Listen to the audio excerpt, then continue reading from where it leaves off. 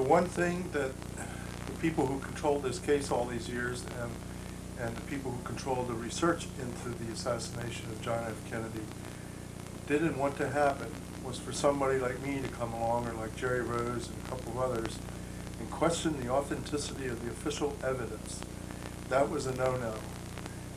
There were gatekeepers in the research community, and everyone accepted that the evidence as put forward was correct. It was authentic. There wasn't anything forged. The most famous people in the case were there to prevent those kind of questions. But we have done so, and it opened up the floodgates, because now the large majority have asked the same questions, and many have come to the same conclusions.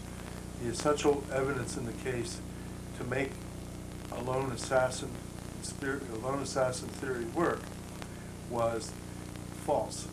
And after all, the Warren report was only a theory.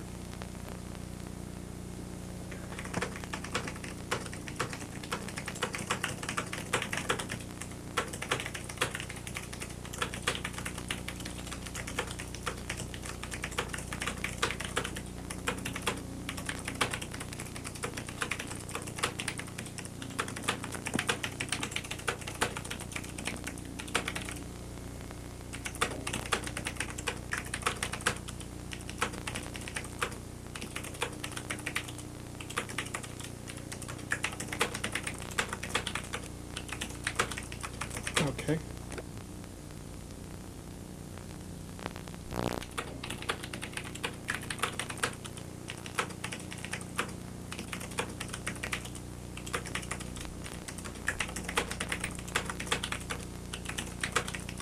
Okay.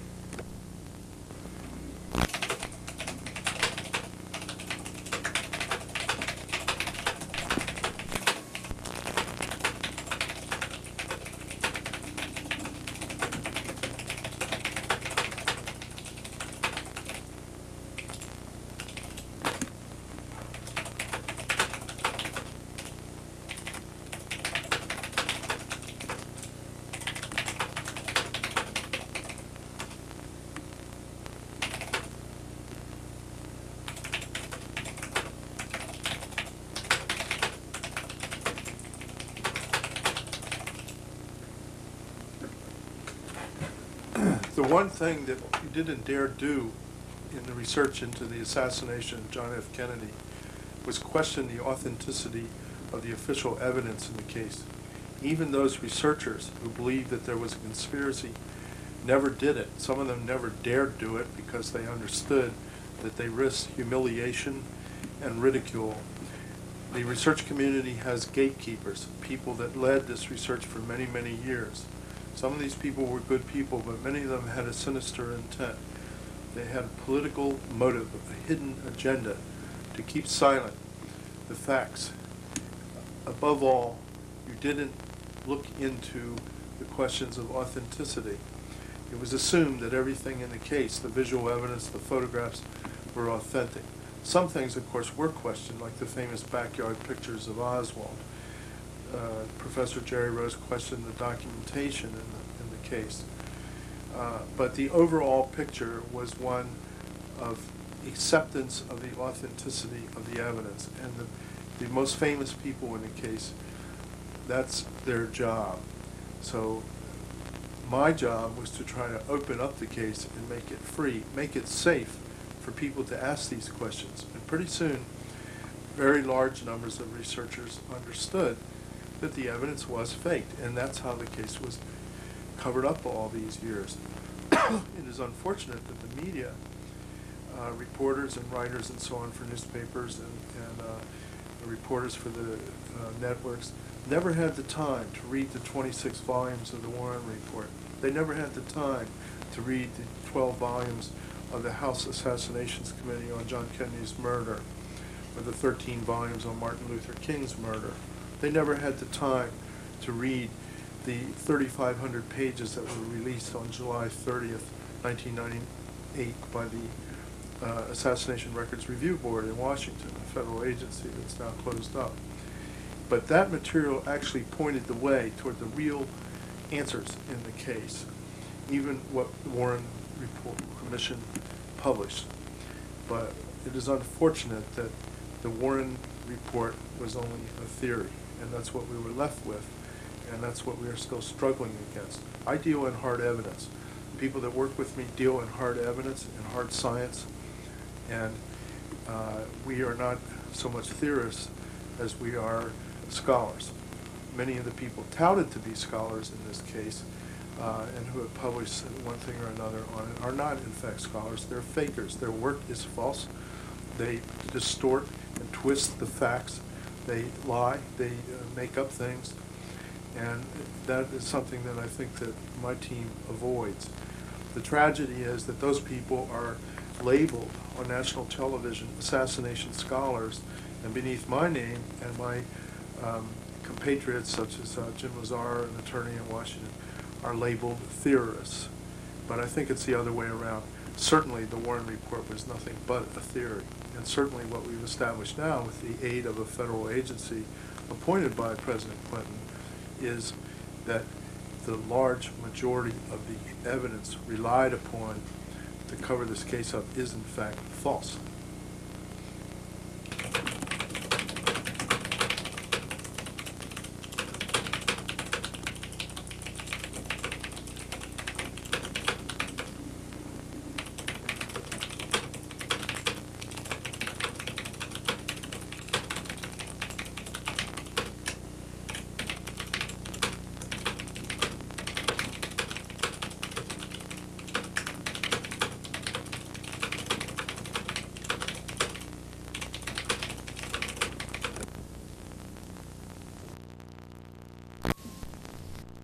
For the average viewer.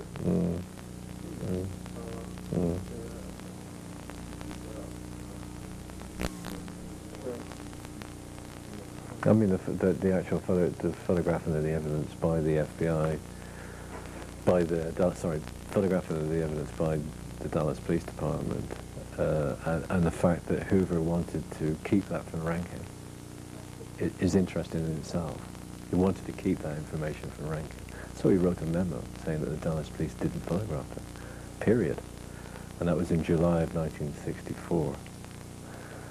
At the same time, the number 4 and number 5 man in the FBI, William Sullivan, was drafting exactly the opposite memo saying that the Dallas police did photograph it using a recorder camera.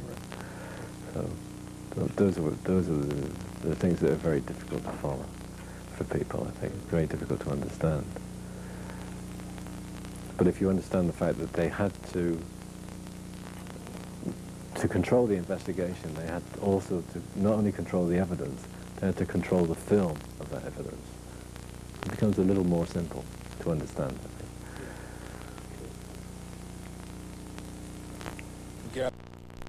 And who were presidents who were not complicated people.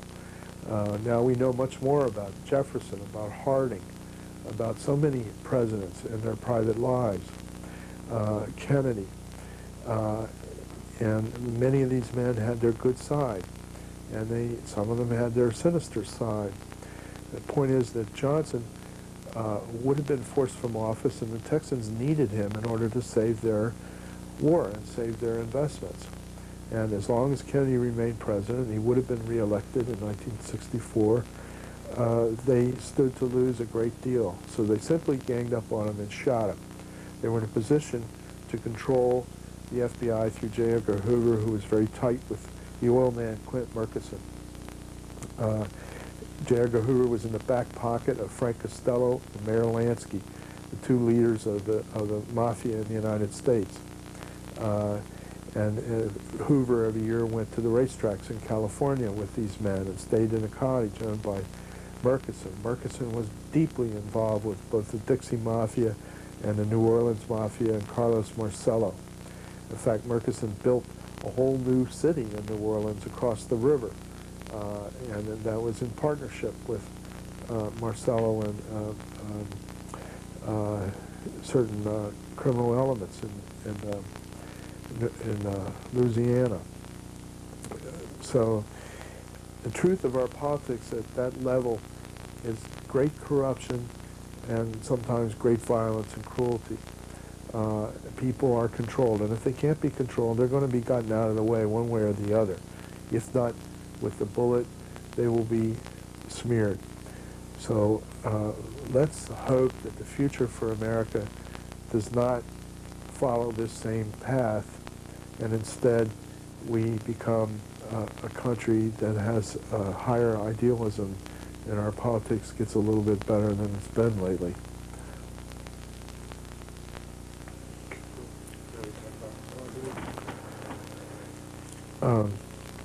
The argument has been made that John Kennedy was, please sit very still, okay, I'm going to finish this. The argument has been made that John Kennedy was fighting a war in Cuba. Well, yes, we were trying to get rid of Castro, but we weren't trying to kill him, at least not Robert Kennedy and John Kennedy. The Senate Intelligence Committee conducted an extensive investigation of whether or not John Kennedy was involved in the murder attempts against Fidel Castro. It was determined that Kennedy had made every possible effort to make the CIA stop this kind of behavior. His brother was deeply involved in this process to stop it. The two brothers were morally and ethically opposed to the use of violence. They sent out orders to every embassy in the world that assassination was not officially condoned or condoned in any other way by the United States, that it was not a policy of the United States, that we would not behave in that fashion. And they repeatedly tried to stop this sort of thing when they were told about the plots that existed. Well, Richard Helms, there's a story that he told President Ford that Kennedy was involved in the plots to kill Castro. Well, that may have been a distortion of the fact that they were trying to overthrow Castro, but certainly not to kill him. And Helms had ample opportunity in 1975 to go before the Senate Intelligence Committee and give this evidence, but he didn't. So we have a third-hand story here, repeated by other people, that Helms said these things. And but why didn't he testify to this? The bottom line of this is that there are quite a lot of operators in the assassination case. Both on my side of it, research community is filled with fakers, with frauds, with people misrepresenting evidence, people with a gimmick that all have something to sell, that they want to tell us one thing and another about this case, and it waters down the serious, hard evidence in the case. There are also those government flacks who support the official story and who want to tell us that Oswald was the lone assassin. Well, that man was a patriot. He undoubtedly worked for the Office of Naval Intelligence, and 13 brave sailors and Marines were sent to the Soviet Union as so-called defectors. And they were all retrieved within about 2 years at the same time, having accomplished their missions, presumably. You can go to the National Archives and read one of Oswald's very long, handwritten intelligence reports when he got back here about what he saw in Russia. This man was an educated, brilliant man. He was totally fluent in the Russian language. He had the respect of Russian nobility in the Dallas area, who were his friends, who highly regarded him. I cannot believe for a minute that his fluency in the Russian language was learned anywhere but in a military intelligence language school. It's clear that he worked for the ONI. It is clear that he was a patriot, that he loved America, and that he was following orders and was probably being used to spy on the conspirators without even knowing that they were conspirators. If he knew, it was because he was ordered to spy on them, never dreaming that he was being set up as the patsy in John Kennedy's murder.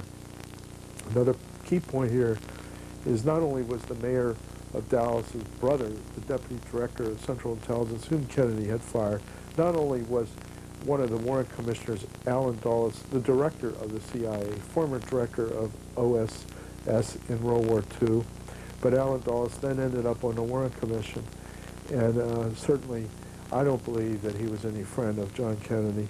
and why, if he was fired, what was he doing on the Warren Commission. But another important person was David Atlee Phillips, who was an executive at the Mexico City Embassy of the United States. David Atlee Phillips' brother was a leading banker in Fort Worth, who was head of the Tarrant County Crime Commission and worked hand in glove with the mayor of Dallas, Earl Cabell, whose brother Charles Cabell had been the deputy director of CIA who had been fired, who was, and the director was replaced when Allen Dulles was fired by Richard Helms. And so, by John J. McCloy, who was a close friend of Kennedy. Later on, Richard Helms became the director of the CIA. And okay, that's somewhere I think I've gone too far. I ran out of steam. That's about all I think I can say about Posner. The doctors in Dallas and the doctors at the autopsy at Bethesda Naval Hospital are basically agreed. Certainly the body did not change in appearance between Dallas and Bethesda in Maryland. The body was not stolen. It was not altered. Somebody may have dug in it and removed bullets because they found none at the autopsy.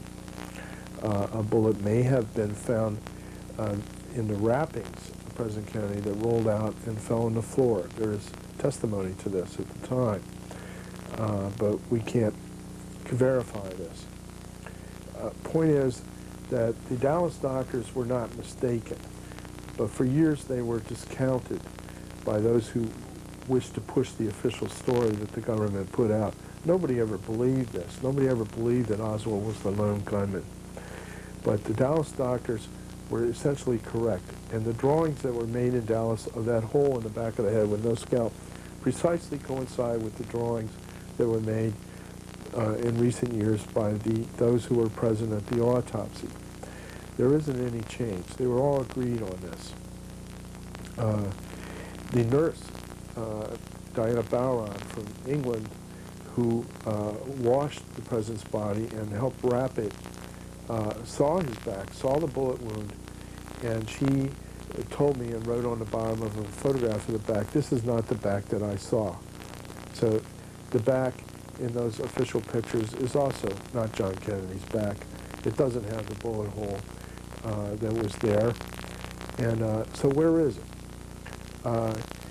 The people that have continued this cover-up all these years are certainly enemies of this nation. They have done history a massive disservice. And above all, I would hope that we are now a lot closer to the truth if people will take the time to study what each witness has said, especially in the last couple of years, in 1996 and 97, and during the House committee years in 1976 and 77 and 78. They have all insisted that there is something drastically wrong with the official photographs. So, in conclusion, it's got to be clear that that evidence was in fact altered, and for 35 years it has pulled the wool over everybody's eyes. The force of my investigation has been to uncover the real facts.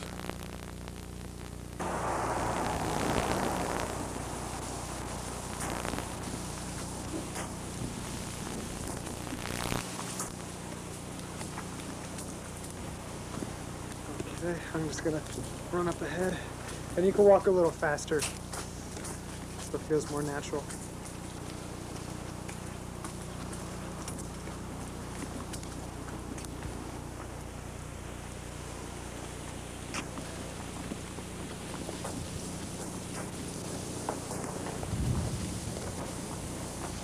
Let me get you go back. Yeah. Okay.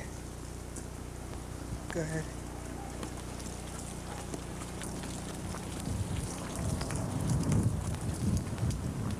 Okay. Good. I think that'll do it.